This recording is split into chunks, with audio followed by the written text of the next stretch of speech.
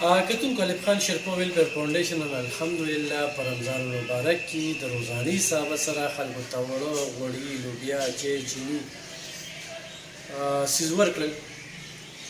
د روژې نه پس هم د دغه خلکو دلته کې یو رابطه ده او راځي.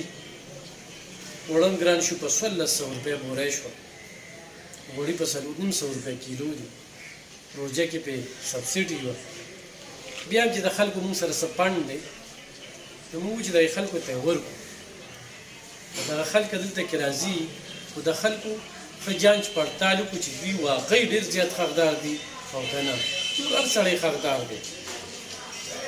په دې ګرانۍ کې ویلی چې دیاړي هماغه ده او مهنګایي ورځ تر ورځه زیاتېږي.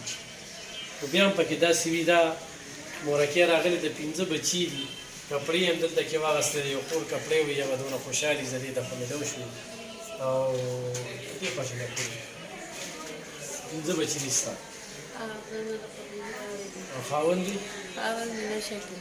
ژوند څنګه تېرېږي؟ نو بس ژوند دقه تېرېږي چې کله خوړلی او کله نه خوړلی. نخر هم پکې چېرته تېرې شي؟ ولې نه، بس په خپل قرآن برکت دی، بس کله خوړلی او کله نه خوړلی او خپل روجو خپل لمونځ او داسې مې کړی دي. کور ګاوڼ کې؟ نو کور ګاوڼ کې بس ټول غریبانان مزدور کاري چې چا بس کېږي راکوي، چې چا بس نه کېږي بس نه نیسي.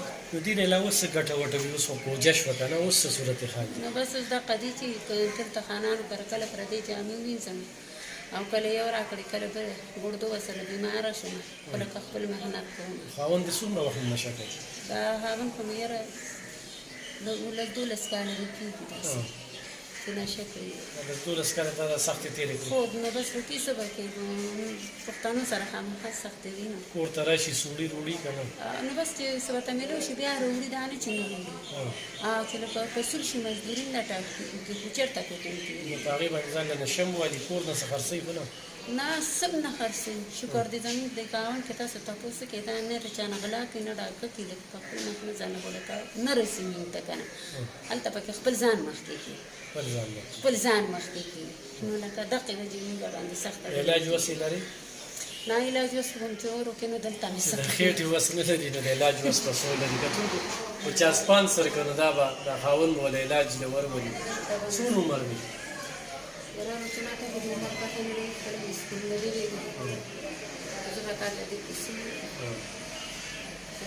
بچي خو د کله څه غواړي ده پلار باندې څه وایي نه چې یاره زما بیا پلار څه کوي؟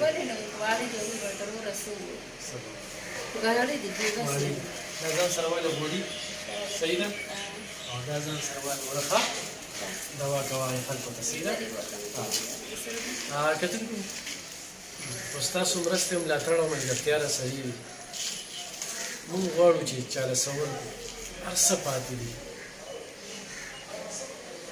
ګټه څه ده؟ په بېوسه خلکو په کار راکوي. په خپل چم ګاونډ کې د غریبانو ضرور خیال وساتئ.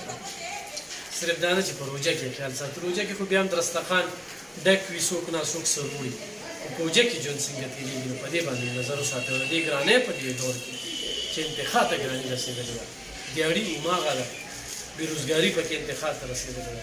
په دې حالاتو کې د غریبانو خیال